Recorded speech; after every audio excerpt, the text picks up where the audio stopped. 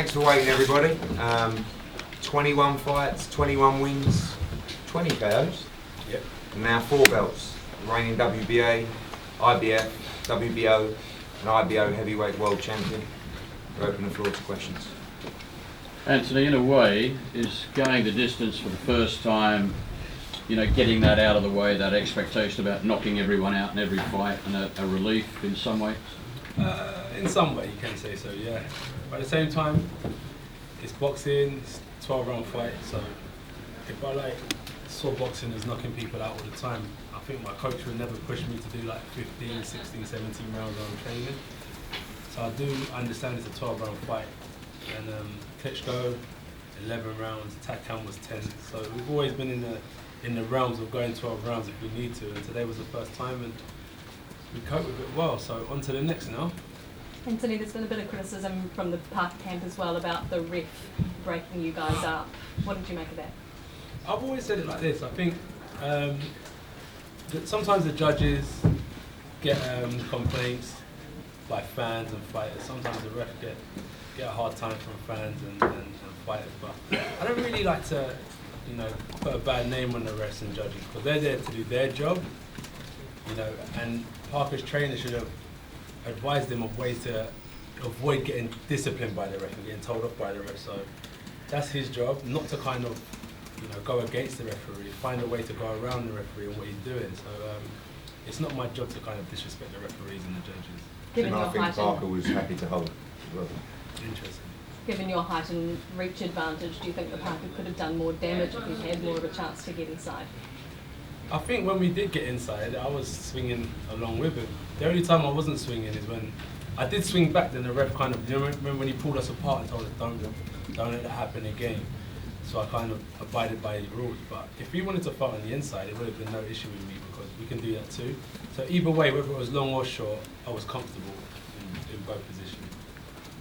That communication from the ref, was that in English or?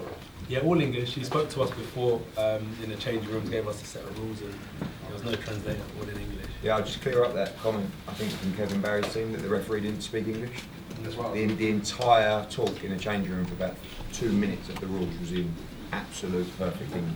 Check my website soon. There'll be a little behind the scenes clip, and I'll probably put that part in there when they speak in English. You should check out the website. What do you make of the fact that Kevin's saying that there was a language barrier? What do I think about that? I think it's hard to please everyone. His first language probably isn't English, but he is fluent in English and he does speak it. So yeah, maybe he hasn't got a Cockney accent, but he can definitely speak English. Anthony, they conceded that they were very gracious. They considered they were beaten by a bigger, better man on the night. What were your thoughts on Joseph from our perspective, just in terms of being, you know, taking the 12 rounds and going to war with you? It's difficult when someone comes and is backing up a lot of the time and so on and so forth. But so be it, you know, history was made. Joseph played a massive part in this, his whole camp did. And I'm honoured to share the ring with him. And what's interesting is Joseph won't give up now. Do you know what I mean? He's still young, competitive. And I think we'll definitely see Joseph Parker again. But as you said, I think just on this evening I was more focused, more disciplined, and I carried out the tactics, and I was a better man. Do you think the 12 pounds lighter made a big difference to your stamina throughout the fight, and that there wasn't that dip this time at all, maybe through the middle rounds that we might have seen before? You know, you've got to be clever in boxing.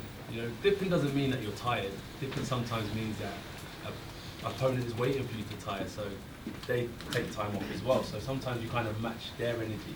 If it's a fast pace, you've got to go with it, and if it's a slower pace, you've got to dip a bit. So, yeah, the 12 pounds is good for this type of fight, because it was a lot more control and I was a lot lighter on my feet. And I honestly do think that for someone like Takam, luckily it was Takam, 18 stone was fine, because, you know, he was a short opponent and we sat on each other's chest for a little while. Again, he wasn't a boxer like Parker, so boxing for boxing and the speed, the lighter, the sharper, it worked out well. So adjusting weight for different opponents is a blessing. You don't seem elated. Are you happy with it overall? Are you going to be critical of yourself in that performance? Yeah, critical, and I'm not elated because, you know, I don't let the highs kind of get to my head, do you know what I mean? And I always think that we've got to go again soon. If I was retiring on this high, I'd be like, yes, I'm the man, because you retire on a high. But I've got to kind of defend my throne again in a few months, so I'm kind of balanced, and we're still hustling. So yeah. We're on to the next one in my eyes. It's not time to sit back and enjoy the ride. We've got to get ready for the next job. You sound like you really want the next one to be Deontay Wilder, AJ, is that correct? Yeah, that's correct. And how do you see that? How soon? I think like 2018 was always a time to capture all the belts, and we're one away now. And like it's been a big question that was asked after the fight. And I spoke about it then, and I just said that I'm not into the business of hype, talk. And I'd love to kind of maybe go to America with Eddie or Rob and, you know, look at the landscape and see how serious they are, you know, and deal with this behind closed doors. Because a lot of negotiations can go on over social media and YouTube channels and stuff, but I think that in terms of when you're doing serious business, you have to sit down in confidential privacy and discuss terms and conditions and so on and so forth, and then we can see how serious people are about taking fight. But credit to Barker, credit to Duco Events, they came, they stepped up, they tried, and you know, they'll live to fight another day, but this is what it's all about, right?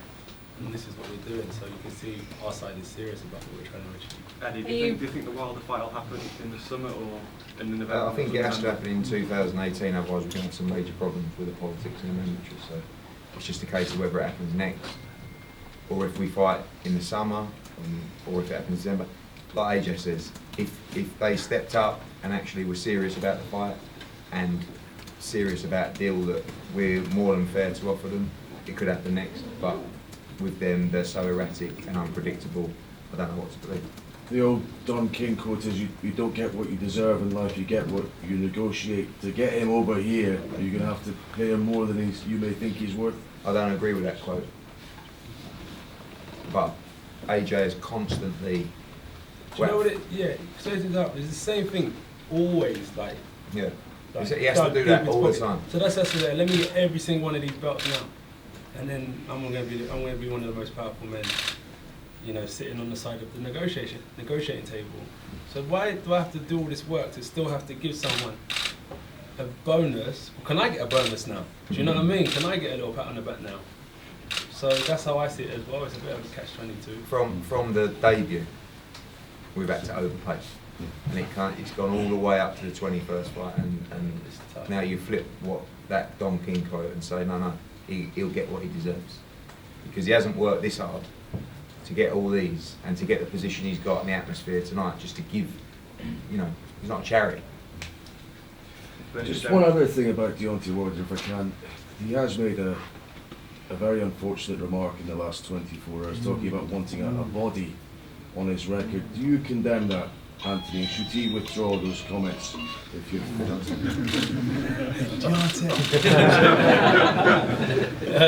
it's a terrible thing. I don't condemn that. But each their own. Same with the judges and the rest. It's not my job to kind of talk on what they do. It's Wilder's Wilder, isn't it? That's what you're going to get. So yeah, that's what he wants to do. I wouldn't want a body on my record. Yeah, as I always say, I say my little prayer in the corner. I pray for success, and I pray for, you know, his health, and I pray that he'll be safe once he leaves the ring. That's like, even I made sure I spoke to Parker's mum before she left, and say, you know, pat your son on the back, you've done well, and he'll be back. And that goes a long way. So why I don't want to kill her son in the ring? You know what I mean? But each their own. For me, that's not who I am. But for him, let's not belittle him for what he says. That's who he is, and we accept him for. Anthony, if you do fight some Deontay Wilder, yes, would you like it to be over here in a stadium rather than Vegas? Okay, me personally, yeah, but we have to see what's best as a team, do you know what I mean? But me personally, it is really good in the UK, it's comfortable, time zone is what I've been used to for most of my life.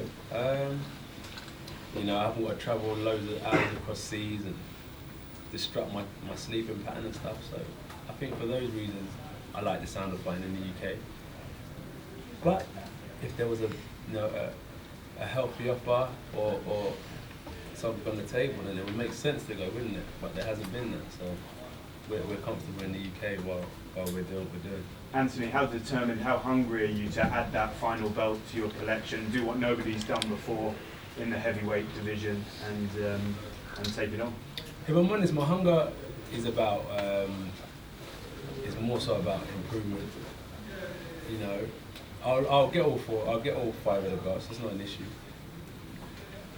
But it's about improving for me. So my hunger, honestly, that's why I'm not elated with these belts. Just not like, wow, I got the belts, I'm the man. It's like, where can I improve? And that's just how I am. That's how I am. So yeah, I'm more interested in improving because the better I am, the more in touch I become, the easier it is to get my hands on these belts. So yeah. And your rise over the last 6 years has been meteoric. London 2012, multiple world champion. How do you reflect on that journey, and where do you see it going from here? How do I reflect on it? I've had people like Rob in my corner, you know, backing me when people wanted to write me up, and then that was a blessing. So you're asking me a lot of the questions, but these guys up here know a lot about me and what happens behind the scenes. So I give credit to these guys as well. And that's what I think is that we've always been in at the deep end, and there's always been high expectations, and that's why. Don't let it bother me, don't let it faze me, and I just focus on improving because I know the expectations of what I can achieve are very possible and are very capable, but without the dedication, the discipline, I won't be able to bring them to reality. So I keep my feet on the ground, these guys work me hard, and that's why I don't get carried away, and I think sky's the limit for what we're trying to achieve. You know? Selling out 3 massive stadium fights in 11 months, do you feel the magnitude of what's going on in this country around you? It's not just around me. Remember, look at I always say, look at the whole show. It's an event. It's an event, the whole event. So it's not just about me. You know, the Commonwealth Games coming up. I'm behind all these boxers. We've got young boxers, Watsy coming through tonight, Cordino, we've got David Price in the Fitkin. It's phenomenal. British box. Eddie's doing a great job at promoting. Freddie doing a great, telling my story to a completely different audience that aren't die-hard boxing fans. It's amazing what everyone's doing. So I bring 20,000. Rob's a boxing historian. He's been with Cole Froch. He done the show at Wembley, so he brings 20,000 people that supported him. Eddie brings 20. Freddie tells us everyone plays a massive part to bring this together. So it's not just me. I play a small part in this big puzzle. Anthony, what did you think of Povetkin's knockout of Price? I didn't see it yet. Oh, you haven't seen I've it yet? seen it, unfortunately, but everyone wants Price to do well, and that's what's good about the UK fans, and everyone wants to see him rise again. So well done to Povetkin, and it's hard luck to Price. Do you know what I mean? Because that would have been a good win for him. Eddie, what's the situation with that mandatory? It'll be our eventual mandatory, hasn't been called yet, but at some point when a mandatory is due, Povetkin will be the WBA mandatory. The IBF have ordered Pulev against Brazil. WBO, I'm sure, will order another one. That's why you're saying that Wilder fight has to happen this year. Yeah, because at some point you're going to have to drop a belt, and the whole point of the Wilder fight is to win a final belt. So we don't really want to drop a belt and then fight Wilder, which still happened, but it's not quite the history fight that it could be. Are you ruling out a rematch with Joseph Parker? Do you want to mean? What? Yeah. Sorry, Yeah, definitely. yes. Yeah. I mean, look, as Anthony said, he's 24. He's going to come again. He wasn't good enough tonight, but he's a very good fighter, and he has a good team of people around him. He has a lot of support. He's a very nice young man, and I'm sure he's got a few. We need people like Joseph Parker in the division. The more people that are active and good quality heavyweights, the better. Well, how do you reflect on Anthony's performance today? Yeah, Do you think he was mature performance? Yeah, he stayed calm, got behind the jab, got his left hook working. Parker wasn't really there for the right hand. He knows what he's doing, Parker. He's a really solid contender. But I thought he was professional, Anthony. I saw some of the heavyweights in the past win the fights behind the jab, and that's what he did tonight, and I felt he did a good job on negating Parker and cutting him off and winning out a comfortable winner, so I was pleased. AJ, you did a good job at cutting off the ring and cornering Parker, but you seemed a little reluctant to throw the right hand. Am I reading it wrong, or? Yeah, you're reading it right actually. I wouldn't say it was reluctant, but when something's working, why try to change it? You know? So yeah, I knew how to break Parker down, and I knew how to put him in a position where he couldn't do much back. Throwing the right hand at times would have been in a position where he could have countered me, so I hold it back and continue working that left hook, and that's why the lead hand was the most important hand in this fight. Swinging in case he came here and ramming that jab as he came. Every time he came forward, I would just ram that jab in his face. And every time I threw the right hand, he would slip down to his left, and that's why he was ending up underneath my arm, because I was going like that, and he would just duck and end up underneath there. So what I started to do is throw the jab, and as he would dip because of the right hand, I was swinging that left hook there, and that's why this wasn't in massive action tonight, because he wasn't in a position for me to throw it. Do you think you hurt his granite chin? You'd have to ask him, but I know that I was supposed to be in with the fastest heavyweight in the world, and I beat him to the majority of punches. And you know, a strong puncher. I was supposed to be a strong puncher, and I took some of his shots. The referee went to break. He swung a big left hook and caught me. Didn't do me any damage. He was supposed to knock me out tonight. Didn't happen. And yeah, actually, forget the humble shit. I did hurt him a few times. And I bust his eye as well. So yeah. Eddie, when will talk start with Wilder? What's the sort of path now in terms of getting his fight done? It's not really about Wilder, it's more about us sitting down. We'll sit down over the next 2 weeks and plan out the rest of 2018, whether there is that fight in the summer and so forth. And Rob will analyse everything, and the training team done a brilliant job. AJ did 12 rounds tonight, wasn't even breathing. So it's really his call on how many times he wants to fight this year. Anthony, how frustrating is it for you that the Wilder fight keeps getting mentioned? You guys have put the offers to it, but they haven't given you anything back. It's not. It's probably, look, we look at history. History repeats itself. It's not the first time. Look at Riddick Bowe, Lennox. Shit happens, isn't it? It is what it is. It's just boxing. So we'll ride our wave while we're here, and soon be forgotten about in the next 10 years, isn't it? So we'll do what's right for us, and that's just how it goes. Eddie, there's been some wide criticism of how wide the scorecards were. Do you think that may play a factor in how willing Wilder is to come over to the UK? Somebody's mentioned before. Can you confirm the scorecards? 119, 109 and 118, 110 twice. 118, 110. Yeah, I gave Parker 2 rounds. 3 rounds tops. 3 rounds. 3 rounds. Yeah. No, not many. Some people didn't give him one. He didn't. You can't say he grabbed a round by any round by the scruff of the neck. I mean, there were rounds where you might have given it, you know, but he wasn't trying to win the rounds. Anthony, was you nervous for the first time when you went to the scorecards waiting to find out, or did you know about you had the result? I knew. I wasn't nervous. Anthony, you said you hurt him. Did he hurt you at all? No, not at all. No, not at all, actually. But I knew that he could if I made mistakes. Because boxing sometimes isn't just about having brute strength. It's about like the shots you don't see coming as well. Hence why I think you asked me why I wasn't throwing the right hand, because he was trying to set traps, but I wasn't falling into his traps. So yeah, I didn't give him an opportunity to. Did you feel any pressure to continue the 100% KO ratio? None at all.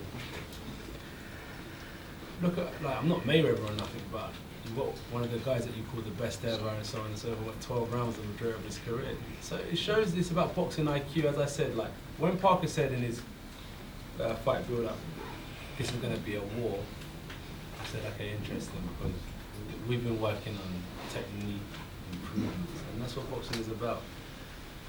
Before the war comes, you know, you have to box, you have to be able to control your opponent. And sometimes it gets a bit sticky in there, you have to dig deep, but I knew that wasn't the route we was going. You know, it's about being intelligent.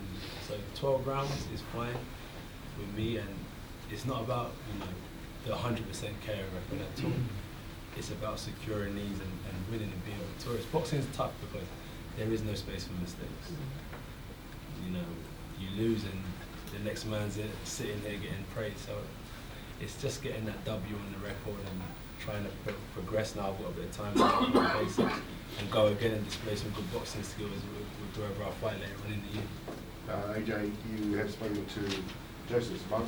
Have you heard from your mother tonight? No, not yet. Not yet. She was expecting a knockout though, to be honest. She said second or seventh. I don't know if she had a bet on or something. She messaged me and said, I want it in the second or seventh. She did. I was like, alright. Well, yeah, that's what she said before the fight. But no, I haven't spoken to her just yet. But I try not to like involve the family, like my mum, too much, because when I go home, I try and leave all this at the door and just have peace at home. Do you know what I mean? You know, because sometimes it's not always good. Sometimes people say bad things and so on. So I just try and leave that at the door. When I'm at home, it's like my place of peace. And that she watches the fights very closely at home on television? I think like she'll definitely, you know, have the fight on, but whether she watches it, I don't think she can. That's why I don't like my mum coming, because it's a tough place to see your kid go to war. You know, so yeah, I'm sure she'll be happy that I'm alright and I'm not dead. You know what I mean? She'll be happy I'm fine. You can die in the ring, innit? You can die in the ring. That's what Wilder did, isn't it? You mentioned your development. Are you happy with how you're developing, or is there a lot more to come? There's a lot more to come, but I haven't got the time. I haven't got the time. So we've got to kind of roll with the punches, you know? Roll with the punches. So yeah, I definitely am developing, but like, remember my amateur career was what, 3.5 years? I think this October will be 5 years as a pro. 5 years. So a lot happens quickly. I always saw the pro game like an Olympic cycle. Turned pro 2013, 14, 15, 16, 17. 17 we got our hands on the belt, didn't we? 16. So yeah, I see it as this. You turn pro 2012. Yeah, we did it early. It's under 2 years since you won the world title.